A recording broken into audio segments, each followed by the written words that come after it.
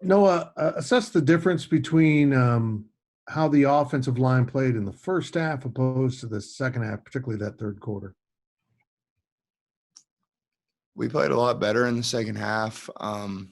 We stopped just hurting ourselves. I think that was kind of the whole tone of the entire offense in general in the first half. Is we were committing penalties and having missed assignments, and then still, I mean, we were still up going into halftime, and then at halftime, Coach Riley just challenged us to keep finishing and to just play our game and play to the level that we are capable of playing at. And in the second half, that's what we did. We got out there and we started coming off the ball and sustaining blocks and opening it up for the offense. And it was nice to see.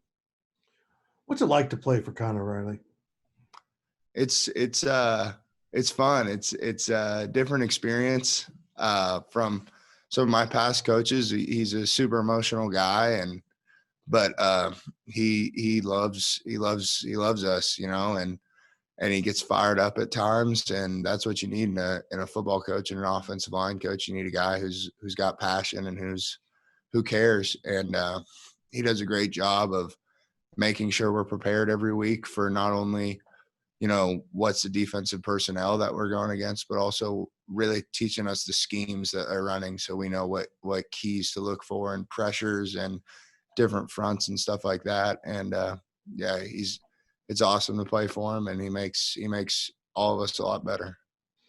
After not playing a whole lot last year and now being a captain and a starter, do you feel like you're kind of settling into everything in this role?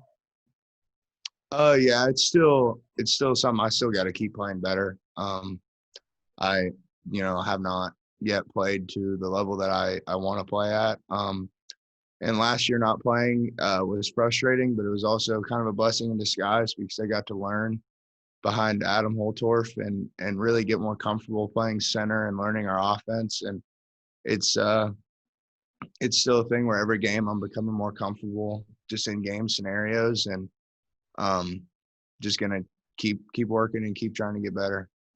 Thanks, Noah. Appreciate it, buddy. Thank you. John? I remember hearing Coach Kleiman say within the last couple of weeks that when Will had come into the game, you were somebody that he asked about, hey, what's his command of the huddle like? And you had said, hey, he really has a great command of it. Just take me through what it's been like with Will there and how much leadership he provides right now, even as just a freshman.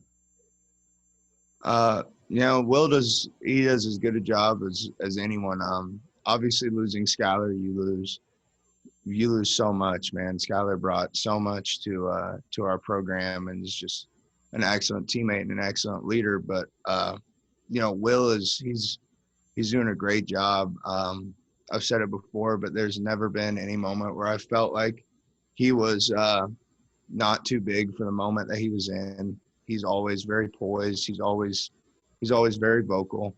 He does a great job of keeping everyone calm and keeping everyone focused on one play at a time. And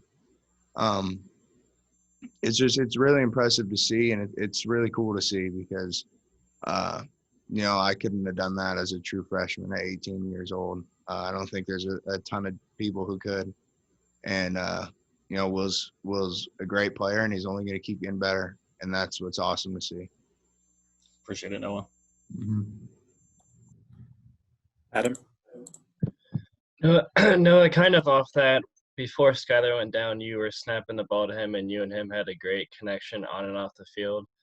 Just with the couple of games that you've been able to snap the ball to Howard, just how much of a friendship have you gained from him, and how much have you seen the team rally around that?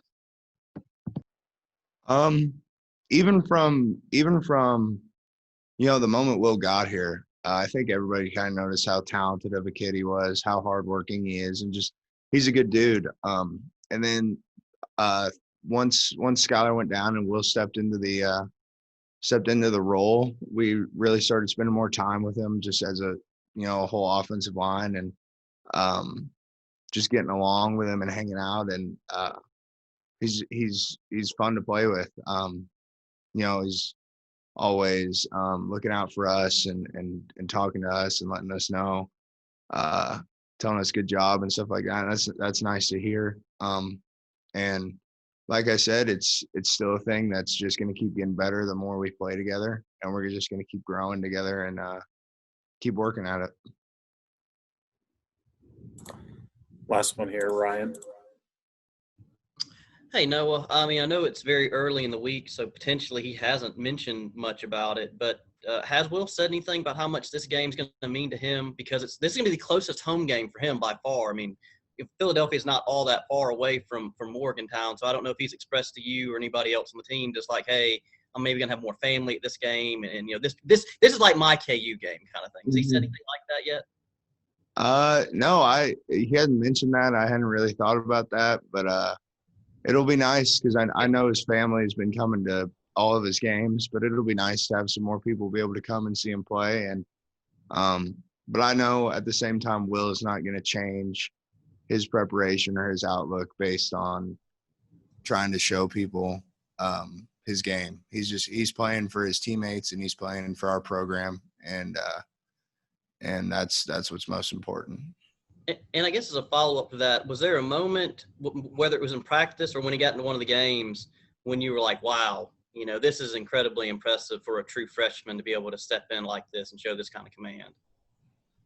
I'd say throughout fall camp, he made a ton of throws that he just made a lot of plays. And so we all knew how talented he was. And then when he got into that Texas Tech game, like I said, it just – everything was smooth. There was no noticeable nerves. There was no noticeable, not being ready. He was completely ready. And, I mean, as a guy who was a backup last year, I know how tough it is to stay ready to, come in as a starter if you have to. And Will handled that extremely well.